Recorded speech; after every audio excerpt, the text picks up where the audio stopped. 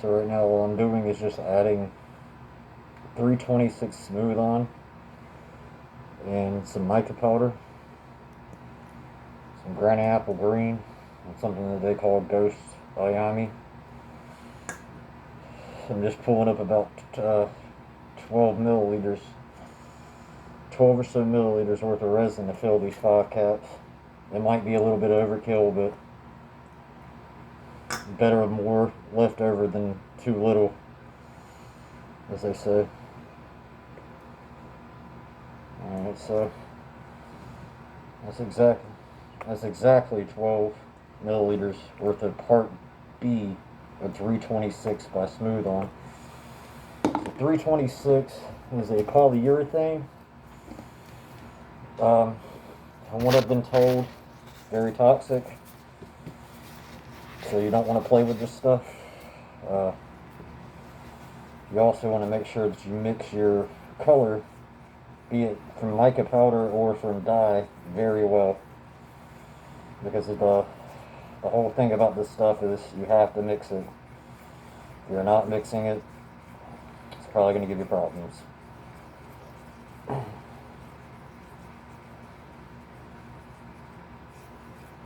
So what I'm doing now is just getting in here with my stick and mixing it against the walls.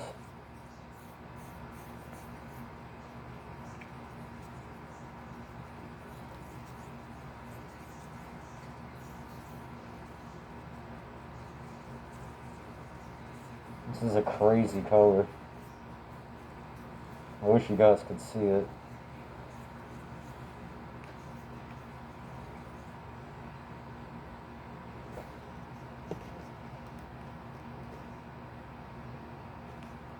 It's a very odd green, from what I can tell.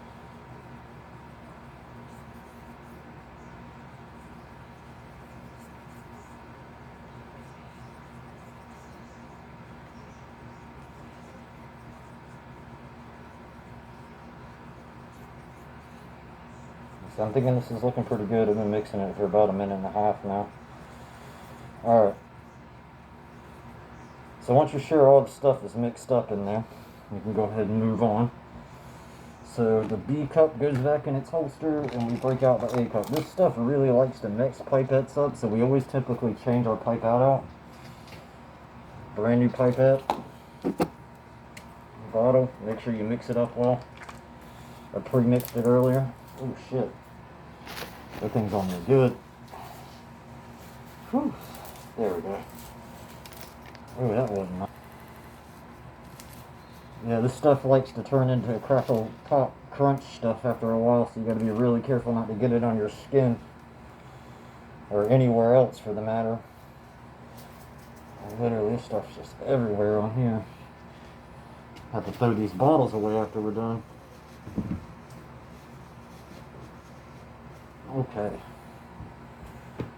So, let's get in there and get this done. 3.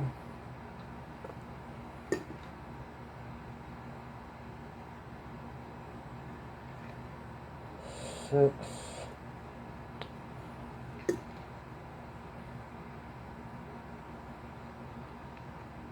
9. And one more.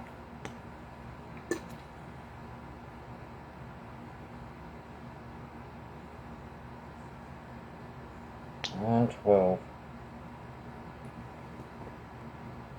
So once you get everything out of your pipette, replace it back to its safe place. Close your poison bottles off because they are definitely toxic. And then back to stirring. This time you really got to make sure you're stirring it up well. Another minute or so, and then you can pour. Depending on what you're doing, if you're working with marbling, timing is completely different than just a standard pour. And when I'm doing this, I am not wearing eye protection, which I should be, but I'm standing away and only moving it so quickly that not slinging it anywhere, just basically just moving in a steady circle. It doesn't take much mixing, but it does take mixing, just not a whole lot. So that actually should do it, I think, for the mixing portion. You do want to scrape the walls just a little bit. Nothing crazy. A little trick that I learned from Fiscal Rascal. So, a little beautiful mixture here. I'm going to take my seat. So these are what we basically are going to be using to make the internal portion of our keycap. So you have the mold, which already has the eyes conveniently filled. So we have 3 of these with the eyes already done, and then 2 molds without the eyes. So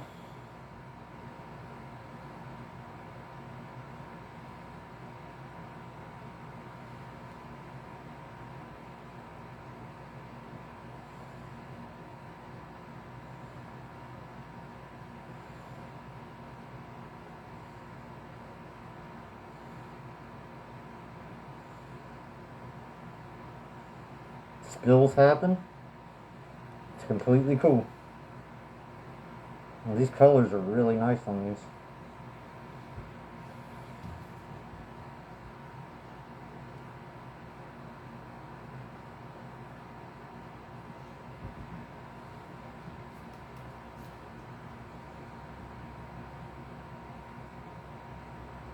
Waste not, want not, as they say.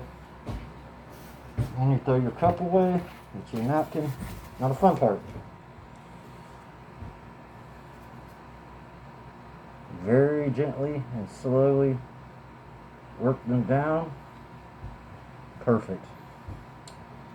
So again, you just want to take these super slow. No rush. Get plenty of time. Same again. Take it super slow. No rush.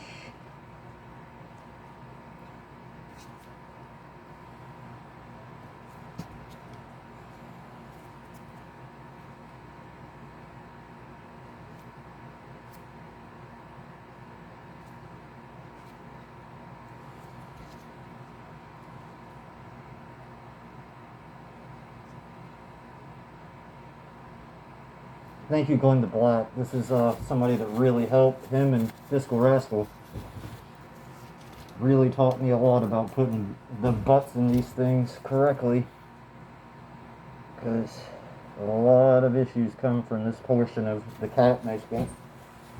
So as you can see, we got all these done. So the next step is to get them inside of a pot. So I have my pot conveniently ready to go here. So what I'm going to do is simply transfer.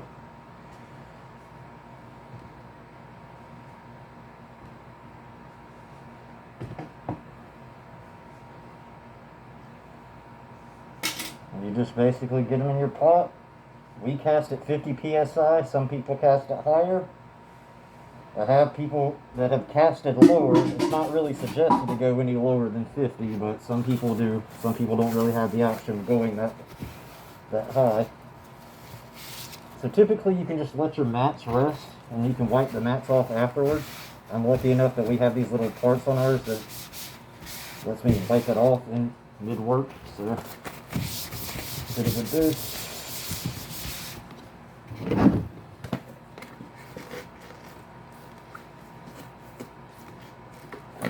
Always clean up your workspace. I'm only doing this real quick so I can get it off the mat before it dries. But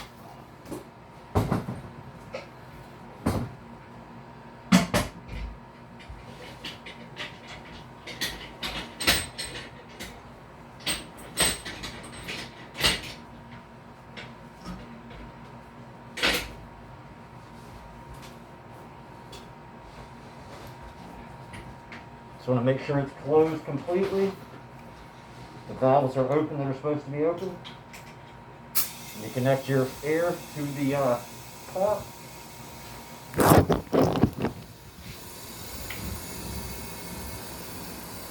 We're just waiting for this thing to hit 50.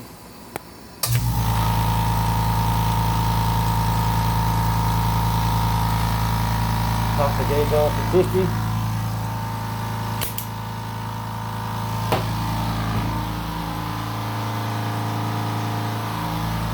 that's basically keycap making 101.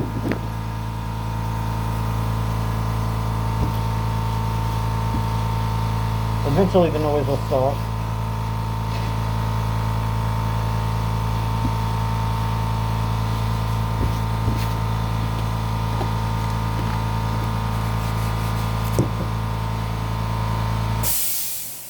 And ladies and gentlemen, that's pretty much it. Here, when we're done, we cut off our dehumidifier here. Obviously, you got to keep the humidity under control. It's about 45% here right now. And then what we do is once we're done is we open our back door. Cut this off. Conveniently, we have our back door here.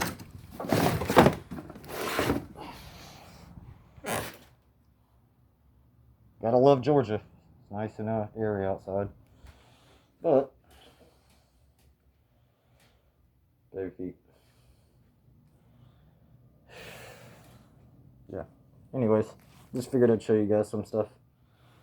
I'm not sure how these cameras work, but anyways, see you guys soon. Thanks. Much love.